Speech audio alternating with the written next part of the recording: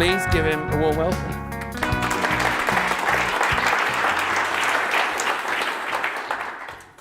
So, as mentioned, this was sort of something I've been playing around with for a while, I've had this deck for a bit. You know, when you say, oh, it's about a 60-minute deck, so I'll get it down to 30 minutes, and then you add more stuff in. So let's see how we get on with it. So I've taken a lot of this stuff from Richard Kaspakowicki. Some really cool stuff around that and some other people, but adapted some of his bits because I think he does it better than most. So for me, can you say these things about your teams? So my project's effortlessly complete on schedule and a budget every time. In meetings, we only ever do what will get results. No one here blames management or anyone else if they don't get what they want. Conflict is always resolved swiftly in productivity. If you're working in teams like that, then you don't need this talk, but I think most of us will hit some of those areas there. So what these guys are talking about, so this comes from this whole thing around core protocols and core commitments. And there's some great resources around this that can create these great teams that you can have. So protocol, we all know generally what a protocol is, a system of rules that explain the correct conduct and procedures to be followed in formal situations. So what do these practices do that allow these teams to do this? It helps and enables teams to learn results and orientate behaviours, enter a state of shared vision, trust each other, which is really important, keep moving forward towards team goals and all good stuff like that. So this is really where I quite liked where this stuff was going to. So where did the core protocols came from? I think it's back in early 2002.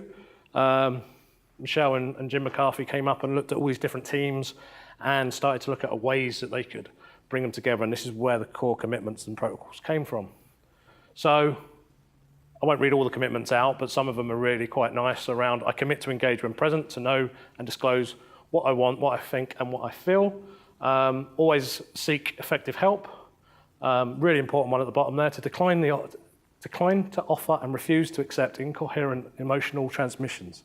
So when someone's having a hissy fit, you can pull the commitment up and go, I want to challenge that on the core protocol to say, actually, I don't really understand where you're coming from it, but how can we get to the point we want to? So you actually then don't alienate someone that's having a bit of a bad time, because it all happens. When I hear a better idea than current prevailing idea, I'll either propose, accept or reject it, explicitly seek its improvement. Support best ideas regardless of its source. If I have no better idea, then I'm going to support the current one, so we can actually move forward rather than hold everyone back. Use teams rather than individuals when you're trying to do difficult tasks. Speak only when you need to, when you think it's going to improve things. Offer and accept rational, results-oriented behaviour and communication. Real key one there, I will disengage from less productive situations. So if you're in a meeting, you don't think you're adding, then it's perfectly acceptable to you walk away from that meeting. And there are protocols to allow you to do that, which are quite nice. I will do now what must be done eventually and can be effectively done now. So rather than handing things off to the end, start to do them quite up front and move forward on stuff. Use the protocols or better. So you don't have to use the protocols, you may come up with other ways that do it. Key one there, I will neither harm nor tolerate the harming of anyone for his or her fidelity to these commitments. And the last one is I will never do anything dumb on purpose. I have worked with people who do dumb things on purpose because that's who they are. But what's really nice about this, you can really do it. So I worked with a colleague of mine that openly has mental health issues. He's quite open about that, which is really quite nice. I think it's nice to be able to be in a team that does it. And when I took him through this, he said, this is going to so help me. He said, this is really good stuff. So I've seen this actually, some of this start to work and really do bring people in and help people.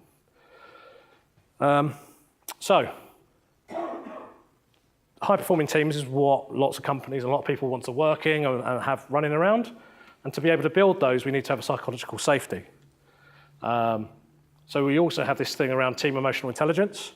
So there's some stuff around Google that they've done around, if you put all the best people together, that's not necessarily the best team. If you have a good mixture of people, you get a real good team emotional intelligence.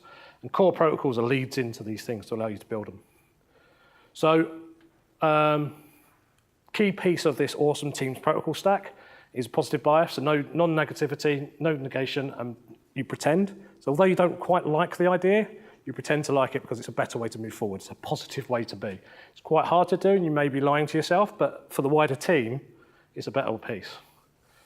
So something I'd like to try now, it's quite difficult to do in a group like this. If you can find someone next to you, hopefully it'll even up. If it's not, then go into a group of 3.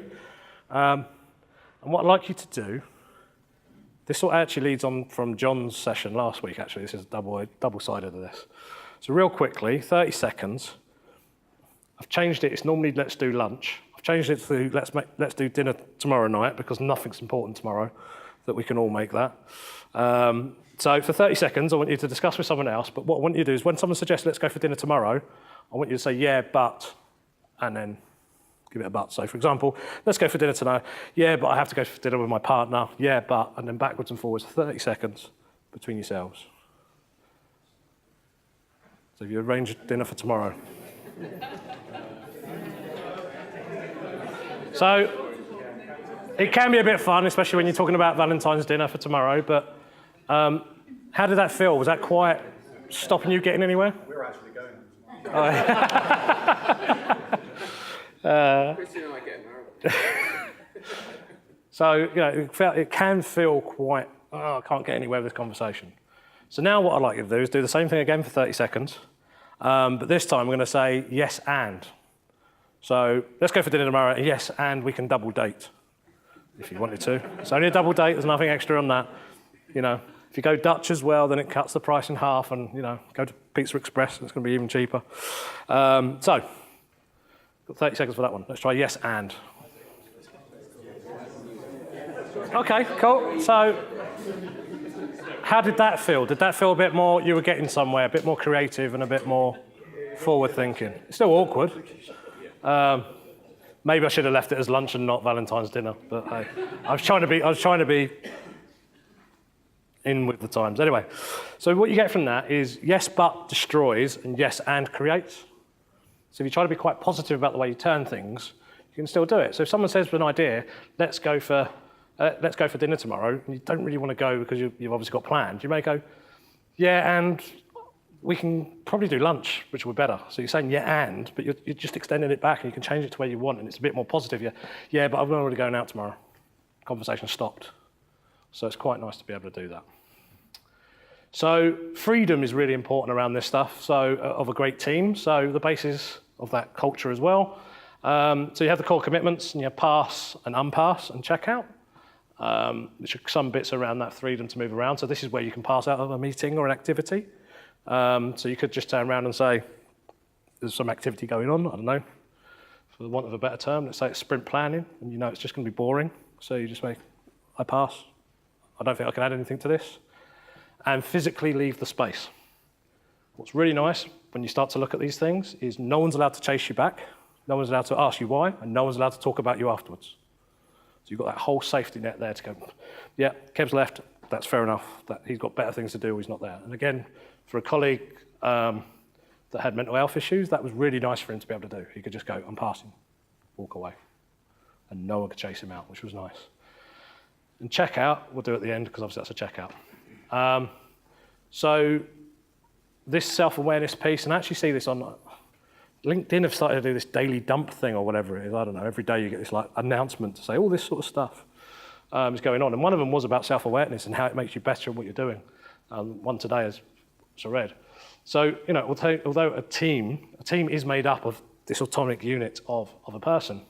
So we get check-in, asking for help. Some people really find it hard to ask for help because they think they're going to get chastised for it because they should know it, especially a senior person in a team. What's really nice around the protocols and stuff is you can ask for help and it's encouraged to ask for help. You don't know everything about anything. And personal alignment is around what drives you and what's going to help you go through things. What motivates people. So this check-in process is more around I feel. So maybe I feel glad, sad, mad, or afraid. So they're the 4 words you can use there. If I remember correctly, are they not the ones from Inside Out as well, from the movie? I think there's some psychological stories on it. 1 or 2 of them are, surely. But they're the basic ones. But you could extend it and go, yeah, I'm ecstatic today I feel ecstatic and I'm going to do this great stuff. And you describe to yourself why you feel that way, or you can describe that to other people. It's quite nice. Choices are, I'm banding through this, so we could try this in here. We'll see how we go. So the speaker will say, I'm checking in, and I feel one of, or another one, and you may add a brief explanation over this. The speaker may say, I pass, I don't want to check in today, I'm fine. Says I'm in, and then everyone else responds back with welcome. Let's see if we can do this. Trying to work out the best way of doing this. If I do it on the people on the edges, so you're on the end of the rows, or the front or the back, I'm going to see if we can create a psychological safety zone. Everyone in the middle will just automatically be included at that point. So, we'll start with Roy, who's just not paying attention, so he's going to get freaked out on this. The check-in process would look like this. So I'll start it, and everyone else should respond back with welcome. That's really important. It is a bit touchy-feely. It does feel a bit weird, and it does feel like you're at an AA meeting when you do this. If you keep on doing it, it becomes really natural, and it's absolutely amazing the energy that can be generated from it. So I'll start, then Roy, and then so forth as we go round the edge, please. So I'll start off. I'm checking in. I'm feeling really happy about sharing this with everyone. It's a great thing I think everyone can do with it. I'm in. Welcome. All right, okay. I feel... You just need to do, I'm checking in, that, Oh, I see, I'm sorry, in. got you. Right, I'm with it now. Okay, so I'm checking in. I feel glad that so many people have showed up tonight. And this venue is working out to be really good. What's the last bit? I'm in. I'm in. Welcome.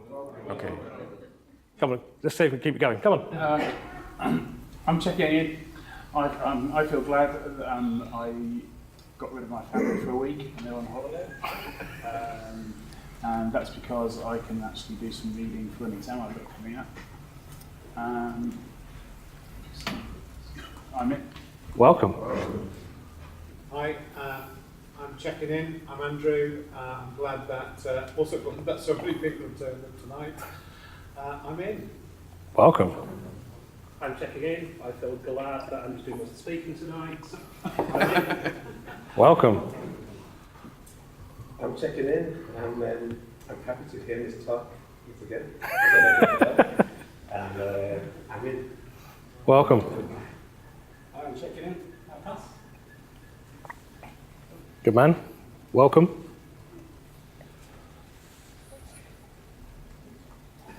We're going around the sides.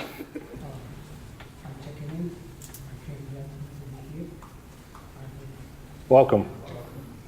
I'm checking in. I feel all those things at the same time because last week in my job I had another job to go to on Monday, but I'm still in.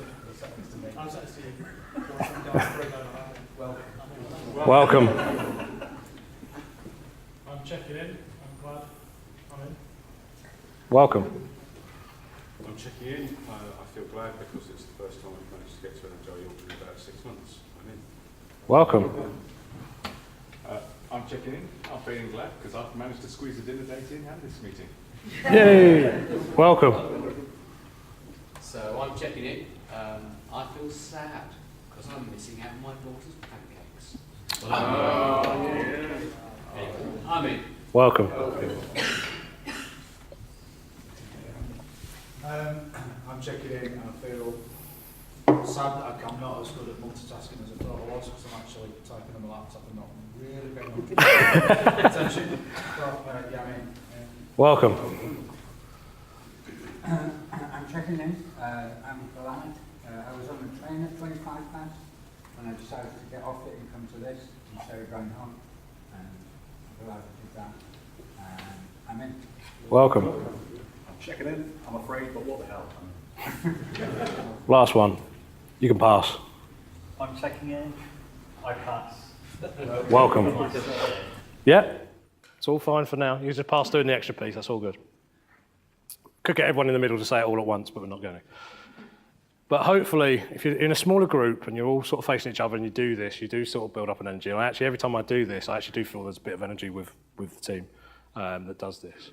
So by saying you're checking in, it's quite a nice piece. You could do this at the daily stand-up if you wanted to. Do a real quick check-in. Because then you get someone who may say, I'm feeling afraid because my other half is about to drop, and I don't know what's going to happen. So, at least then everyone in the group can go, right, we'll keep an eye on Kev because of this. This isn't happening. She wants it to happen, but it's not happening at the moment. Never say never. But at least then as a team, you get to know how that person's feeling for that day.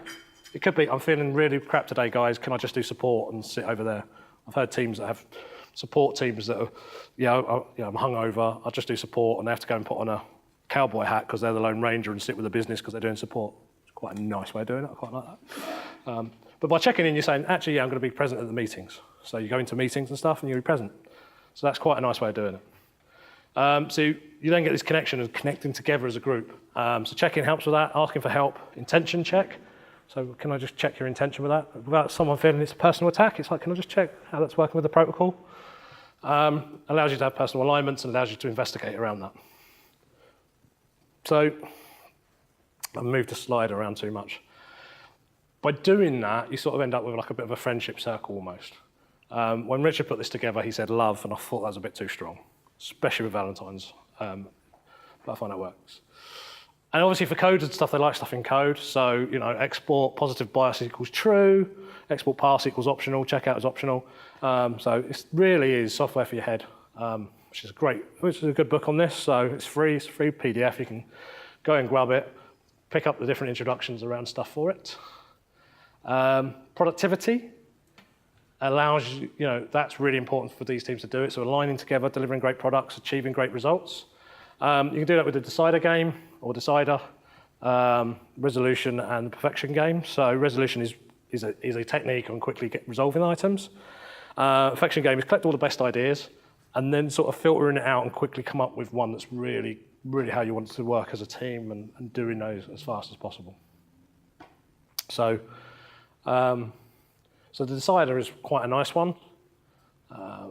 Some teams use this, especially in a training. If you're doing a training exercise, what's quite nice around doing this is you can come up with a training alliance, which is sort of like, as we're going to be here 2 days or 3 days together, come up with a training alliance that says we're going to make sure we talk to each other, not talk over each other, give people the respect they need, confidentiality, all them sort of stuff, and you come up with some real nice pieces that as a team you build up. So a decider could be, something's going on and I need to do it. So I propose we start the stand-up at 9:15 to give Steve a chance to arrive on time, because Steve keeps turning up late. So you're not being attacktive around it, so let's do it at 9:15. I propose this. And the team may then decide to do, yeah, I agree with that, I think that's a good idea. Flat hand could be, I'll go with the flow. And then down is, I disagree with that.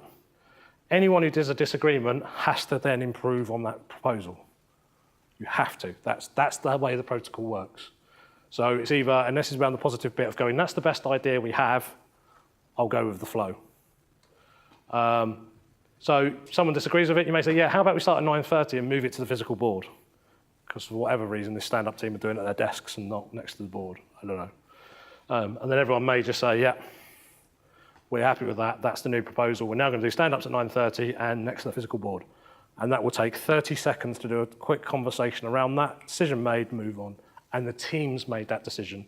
No one else is involved in it. That's the piece of team autonomy that's really nice. All protocols have to have error handling. You have to have that as part of it to allow all this stuff to work. So you have a protocol check. So can I just check that, where's that working? How's that working towards the protocols that we're using? And it doesn't become a deflective piece on there.